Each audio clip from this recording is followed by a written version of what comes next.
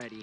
So we're going to throw straight over to the stage to get ready for round 2 with our players. Yeah, I'm so excited to get jumping into round 2. We have got a phenomenal match for you. We're going to have Traylor versus Shoma Honami. So we've got the 2015 World Champion on the stage. Incredible game, this one, between two absolutely amazing players. We've got Aaron, and he will be running the Calyrex, Ice Rider, Zacian, Regieleki, Incineroar, Amoonguss, and Mimikyu. And then we've got Shoma, who will be running the Dialga, Zacian, Tornadus, Landorus, Meowstic, and Ferrothorn. I think the big thing that I like from Shoma's team, and it's going to give Aaron a lot of issues, is that Ferrothorn. Well, here we go, Pokemon trainers. It is going to be the Dialga and the Landorus out on the battlefield for Shoma against the Mimikyu and the Incineroar for Aaron.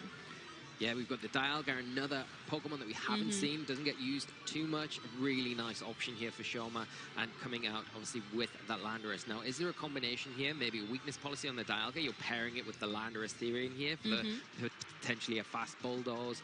Activate your weakness policy and then max your Dialga and then start attacking things. This would put a lot of pressure on something like the Mimikyu here to break that disguise and then let Dialga potentially attack into it to prevent the Trick Room going up. You've got to worry, of course, if you are Shoma, about the fake out potentially coming from the Incineroar, but there's also the fact is, do you want to leave your Incineroar in here and potentially fake out into a max Landorus that's going to just max Quake into your Incineroar and do enough damage? But again, you know, there's a lot of things that could happen this turn, but we'll see how the game sets up, because the Mimikyu's pretty safe at this point, I think, with that fake out present. Yeah, I mean, Mimikyu's looking in a great position. Good for Aaron to switch out that Incineroar. It can intimidate later on and doesn't have to worry about any ground-type attacks from either of these Pokemon. But Dialga's going to go, first of all, with the Power Gem, connecting into that Amoonguss, so a good switch in there for Aaron. As Earthquake is revealed, Telepathy going to be able to protect the Dialga from this powerful ground-type attack that will connect on both of Aaron's Pokemon. You know, Amoonguss switching in, taking so much damage to protect that opposing the Incineroar that was there, and Mimikyu will be having its disguise busted as well. It does allow Aaron, however, to get the free Trick Room up here, so now the speed is in Aaron's favor. You've got that Amoonguss. It can go for something like a Spore and put these two heavy hitters asleep. Yeah, they're both threatened now by that Spore and the Amoonguss, but we do find a bit more information out now with that Telepathy being revealed on the Dialga, so the weakness policy not really an option, and the Life Orb being revealed there. But both Pokemon in Shoma's side of the field are threatened heavily from the Amoonguss, so it's a good time to potentially get the Ferrothorn on the field if you do have it in the back of your Shoma, because it's immune to that Spore, and the Mimikyu doesn't really offer too much of a threat offensively, so it's just about which Pokemon do you want to switch out and which one do you want to keep. A lot of physical threats on Aaron's side of the field, so maybe we see the Landorus preserved for later, so that Intimidate can be cycled later on this game if needed.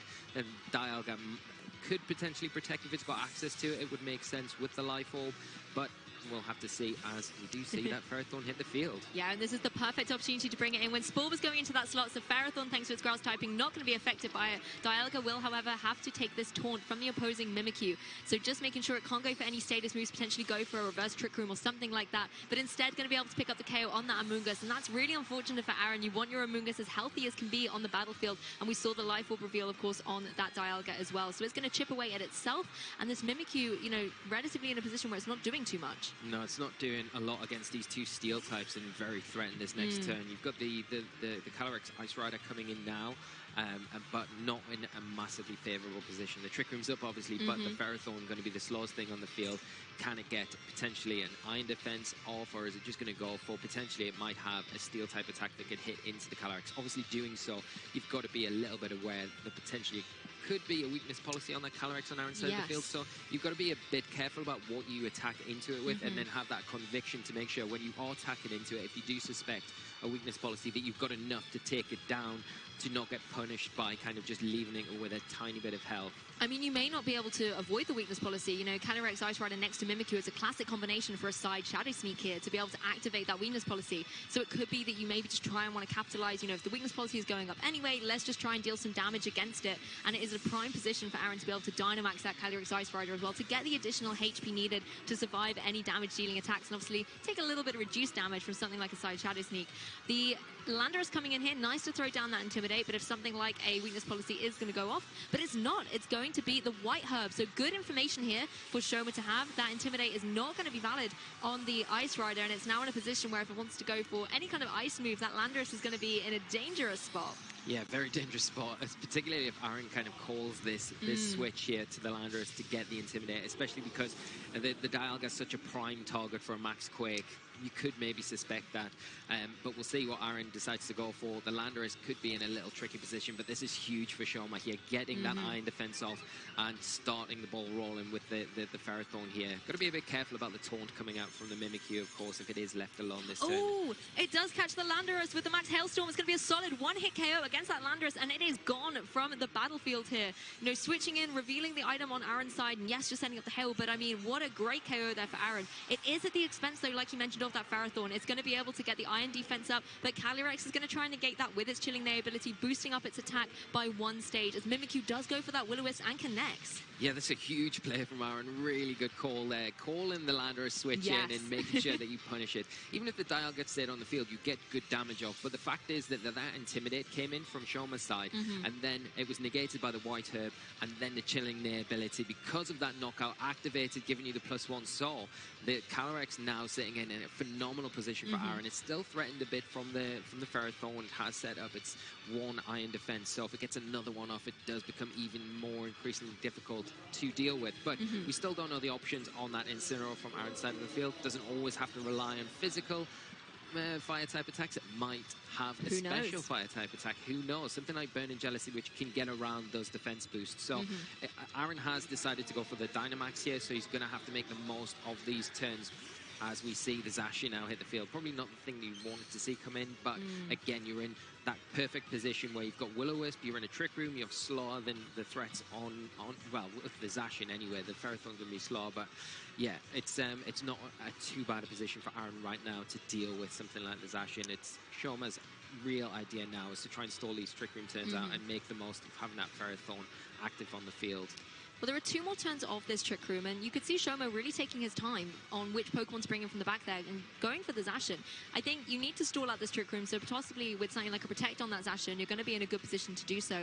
And yes, something like a Behemoth Blade is going to be able to do so much to something like the Calyrex, but Calyrex in the driving seat speed-wise at the moment, you have to worry about a Will-O-Wisp. So I think it's really wise from Shoma here to go for the Protect on this Zacian, just making sure it's not going to get burned. As Leech Seed comes out from the Ferrothorn. Now, we have seen this time and time again. It gets its defenses up with Iron Defense, and is now going to just start chipping away at the HP and regaining it from the Leech Seed.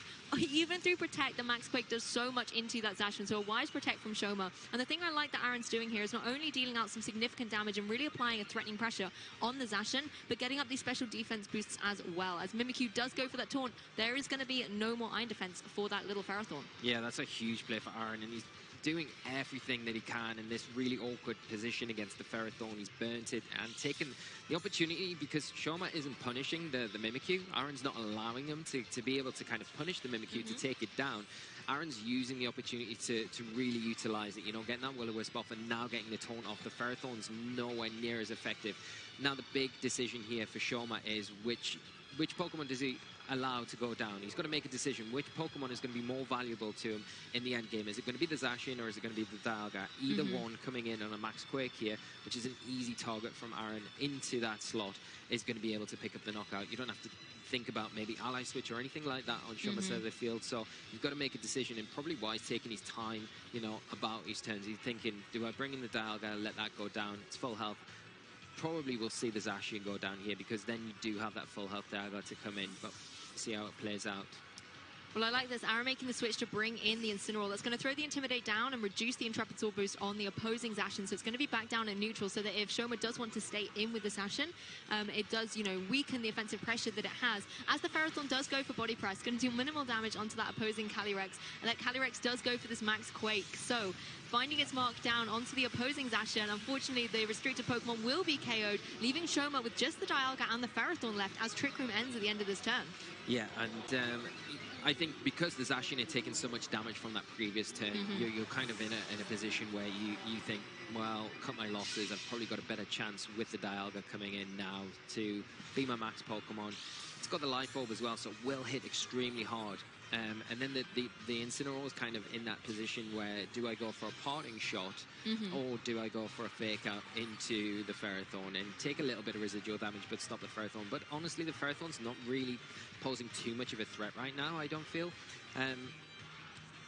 potentially, because it can body press, it will do a decent amount of damage, but it's not doing enough damage to the Calyrex from Shoma's side of the field. Yeah, I think you're right. The Ferrothorn's the difficult thing for Aaron now, because Dialga's going to come back in, and we've seen Aaron get +2 special defense on that Calyrex now, thanks to the Max Quake. So it can kind of not worry as much about that Dialga, but the issue is going to be that Ferrothorn. You need to make sure you're using the taunt turns on it, so that it doesn't go for another iron defense and then be really difficult to deal with your physical attackers. So possibly, you know, Aaron could double up into that Ferrothorn. We know thanks to the taunt it can't protect anyway, and then try and deal with the Dialga a little bit later on. Yeah, you've kind of got like a bit of a situation here where you feel like Shoma's win condition is the Ferrothorn, right? But then Aaron's win condition against that is the Mimikyu, because the Ferrothorn can't really damage that if it is relying solely on that body press. Its only way to damage it is through the Leech Seed. But if you've got the Mimikyu out in front of the Ferrothorn, which it can't hit, then you've got the taunt as well to stop that Leech Seed. So it's a very difficult end game situation, but I think that's probably what you want to try and aim for if you're Aaron at the worst case scenario. But now the big thing, the immediate threat is going to be this Dynamax from the Dialga that we're going to see this turn from Shoma's side of the field. And I love this, a late game Dynamax, not something you see all the time, and it's nice to have, from Shoma's perspective here, to be able to have this sort of up his sleeve towards the end game of this game one. You know, you've got two Pokemon down, but you still have a big Dynamax Pokemon to go, and something like a Max Quake or even something like Max Steel Spike is going to deal big damage into that opposing Calyrex. And that's exactly what we're going to see. The Max Steel Spike comes down, connects into that opposing Calyrex. We'll be able to pick up the KO against it. That was so much damage, Lee. Huge damage, huge knockout, taking that Calyrex right out of the equation, and the defense boost as well, because that is massive. When the Ferrothorn right now is locked with that taunt, it can't go for its own iron defenses. It has to rely on these defense boosts now from the Dialga, which are available through the Steel Spike. And a super effective attack like a Flare Blitz coming out. It does nowhere near enough damage now. Yeah, I mean, still a significant chunk, but not what we're used to. And Ferrothorn able to go for the body press and capitalize on these defense boosts and pick up the KO against the opposing Incineroar. In one turn there, Shoma's just have fantastic synergy, boosting up the defenses, picking up a KO left, right, and center. Fantastic play by Shoma. Yeah, the critical hit there, probably just sealing it there for Incineroar. Really unfortunate for Aaron, but Shoma is really making the most out of these Dynamax turns with his Dialga, and the combination of that defense boost on top of the already iron defense to really utilize that body press, super effective into Incineroar, and leaving the poor Mimikyu to come in against probably its worst situation against two steel types, which you can't really do too much of. You think a Max Steel Spike is going to be enough to close this one up for Shoma. And little Mimikyu is going to come in and face down against these two powerhouses of steel, and unfortunately there's not a lot that Mimikyu is going to be able to do here. I think a Max Steel Spike, particularly if the disguise is busted, is just going to be able to pick up another KO against Mimikyu, if not this turn, certainly the next. Yeah, and you know, the momentum swing here for Shoma just kind of holding out until you felt at the time where the Ferrothorn's taunted, there's not really much you can do. It feels a little bit threatened with the Incineroar on the field, but the momentum swing as soon as that Dialga goes for that Dynamax, and you can see the sheer power that it's got with that boost from the Life Orb, which just, you know, non-Dynamax Pokemon cannot deal with that power because of how good and strong it is on its special attacking side. Exactly. We're going to see the forfeit locked in by Aaron here. So Shoma is going to be able to take game one in the Swiss Round 2 set at the Pokémon VGC World Championships 2022. I mean, this is the thing with Trick Room, right? You're dancing with our hands tied when we're in this situation, okay? Because when you've got Trick Room up, you're in a really strong position. You're commanding things. But then as soon as Trick Room is over, you're really pinned down into a difficult situation, and you lose that speed, momentum, and advantage. And Shoma was able to capitalize on that perfectly. It's going to be interesting to see how our players have adapted coming into this game two. Well, Aaron's going to be bringing that Amoonguss. You'll be happy to see it, Lee, paired up straight away with the Calyrex Ice Rider. Trick Room is going to be asserted by Aaron in this game. But on the opposing side for Shoma, it's that Landorus and the Dialga once again. At least this time Amoonguss could go for some redirection. Yeah, it has got that redirection option here with the Rage Powder, but at the same time you're going for that, you're going to take a lot of damage from the Dialga, and you're also potentially allowing the Dialga to get those defense boosts straight away. You could make the same play again, where you go for switch out the Landorus here into the Ferrothorn. But the problem is, like we've already identified and just chatting between the games, is that the Amoonguss now on Aaron's side might be more inclined to go for a Spore into that Dialga slot here to stop it, maybe protect your Calyrex as well this turn rather than attacking with it. It might be an option rather to delay that Dynamax here. Or the other option is you just Rage Powder and Trick Room to allow the Calyrex to get the speed control onto the field. I think you make a good point, Lee. Like, if you're Aaron, when do you unleash this Trick Room? Do you do it straight away with that Rage Powder, or do you maybe bide your time a little bit more and use Amoonguss to set up the ball position in a better way by putting some of Shoma's Pokemon to sleep? But straight away, it's going to be all action here in this game 2, as we're going to see a Dynamax come up on Shoma's side, and it is indeed going to be that Dialga once again. So going to be able to apply a lot of pressure with the Max Steel Spike or Max Quakes and just start, you know, building up the defensive capabilities on Shoma's side, particularly when it's next to that Landorus that can go for those Earthquakes. Even if it's not dealing super effective damage, it's dealing big damage nonetheless. Dialga moving first with the Max Steel Spike, going to go down into the Amoonguss. I didn't see a Rage Powder come out here, so it's just targeting straight down into that little mushroom, knowing that it could cause so much issue and disruption for Shoma. And the Earthquake now following up from that Landorus. It's a really smart play from Shoma to make sure, you know, you're identifying that the Amoonguss is the threat here. And a huge critical hit onto the Calyrex. Really unfortunate here for Aaron. Yeah, picks up the KO against that Amoonguss, as Calyrex doesn't even Trick Room, just goes for the Glacial Lance and removes that Landorus once again in a clean one-hit KO. But look at the damage it suffered thanks to that Earthquake. It is going to get its Chilling Neigh boost, but there is no Trick Room on the field, so it's got to watch out, particularly as it's not in its Dynamax form, and Dialga is. Even if Calyrex wants to protect, something like a Max Steel Spike could even pick up the KO through that Protect. I think even if it goes for the Dynamax this next turn, I think it's probably taken so much damage from that really unfortunate critical hit that it's probably going to get knocked out from the Dialga the next turn. And now we've seen as well Shoma really focusing all of his energy down onto that Amoonguss, thinking, I don't really mind what the Calyrex does here because I'm going to get the defense boost anyway. I've already landed my Intimidate, activated that White Herb. All I need to do is get rid of the Amoonguss, and that is my key to winning this one. And now we are seeing the Zacian hit the field, which is another Pokemon that isn't really that great to sit in front of something like Calyrex. Exactly, and I was going to say, if this is the opportunity for Aaron to bring in something like that Mimikyu, then it's going to be in such a dangerous position. But I think wisely bringing in the Regieleki, because a combination of, you know, Behemoth Blade and Max Steel Spike into that Mimikyu would be able to stop Trick Room entirely. But Regieleki poses a slightly different problem. You know, it could easily go for the Dynamax here, do something like devastating damage or something like a Max Lightning as well. But the issue with Regieleki is, yes, it can hit really hard, but it can't always take a lot of damage. No, it definitely cannot take any damage at all. You've got to really, I think if you are Aaron here, you've got to, if you are confident, max it and potentially try and take out that Zacian. It's at least one threat gone, but then you're committing to a Dynamax on your Regieleki in front of a Dynamax Dialga that has access to Max Quake, which is not really the situation you want to find yourself in. We are going to see a Dynamax here from Aaron's side of the field, but which Pokemon will it be? You were right, Lou. It is that little Regieleki. Not so little anymore. Yeah, definitely not. And Regieleki is here to play, have fun, and be bouncy in the venue here. But, of course, it's got a difficult battle for its trainer here. It can take huge damage from both of these Pokemon. Something like a Max Quake is just going to be able to do so much into that opposing Regieleki. I like the Protective from Zacian, just protecting itself from the Max Lightning, from the speedier Regieleki that was indeed going down into the slot, so dealing minimal damage and leaving itself really exposed to something like a Max Quake from this opposing Dialga. You know, we don't know the item on this Regieleki yet. Maybe that could, you know, help it out a little bit, but being able to have that big damage, there we go, Life Orb. So it's not even Focus Sash here. It's going to go down to something like a Max Quake, and that's exactly what we see Shoma going for, and it will be able to pick up the KO. Aaron just not able to utilize Dynamax at all. I think it's just held on, Lou. Did it? Yeah, I think it's just barely held on. No, it hasn't. Oh. Wishful thinking, wishful thinking.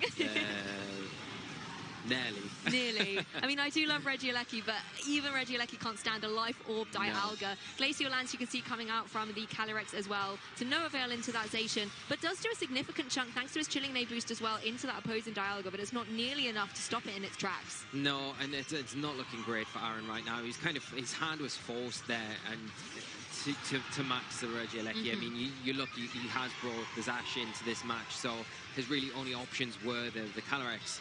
But because of that critical hit, taking so much damage, you can't really afford to max it at this point. So you have to go for the Regieleki. Unfortunately, even though I tried to build the tension there, it didn't take the Max Quake, unfortunately. Dialga with the Life Orb, we've already mentioned how strong it is. It's just it is too powerful, and now it's in a great position. It's got the special defense boost, it's got the defense boost, and you're sitting in a great position to either pick up the knockout on whichever the Calyrex or Zacian you choose. Yeah, that's the thing. I mean, the Dialga in a little... Its HP has been dwindled a little bit. Something from that Zacian could deal significant chunks to it. But I think the issue is that Shoma has such a strong Pokemon advantage now as well. The Zacian is able to go for some big damage. So it's wise for Aaron, I think, to protect that Calyrex because it's really null and void. There's no Trick Room on the field, so both of Shoma's Pokemon can target it down. Sacred Sword isn't going to be enough to pick up the KO against it. 6 HP remaining, allowing the Zacian to go for a Behemoth Blade. But of course, into the protect of that Calyrex is going to be able to survive out the turn. And this Dialga, once again, going for these Max Quakes. Such a good time move to have against a lot of Aaron's team, and it picks up the one-hit KO against it. I mean, you've got the Zacian, you've got the Incineroar, you've got the Regieleki.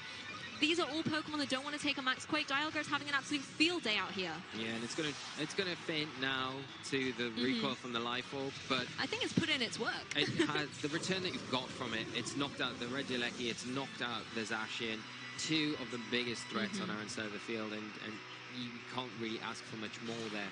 And now it's the Calyrex versus Zacian, and you know the Ferrothorn. It's not looking too good for Aaron here. Unfortunately, he wasn't able to get that Trick Room up, and Shoma really just exploiting the weaknesses that Aaron has on his team, and really executing a plan so well here. I mean, what a phenomenal game 2 from Shoma, who will be able to take this set 2-0 with that fantastic Dialga. Huge congratulations and commiserations to Aaron as well. I mean, I really felt for him in that game, but Shoma just showing exactly why he is a world champion from 2015 and is staking his claim to try and take the world champion title in 2022. Yeah.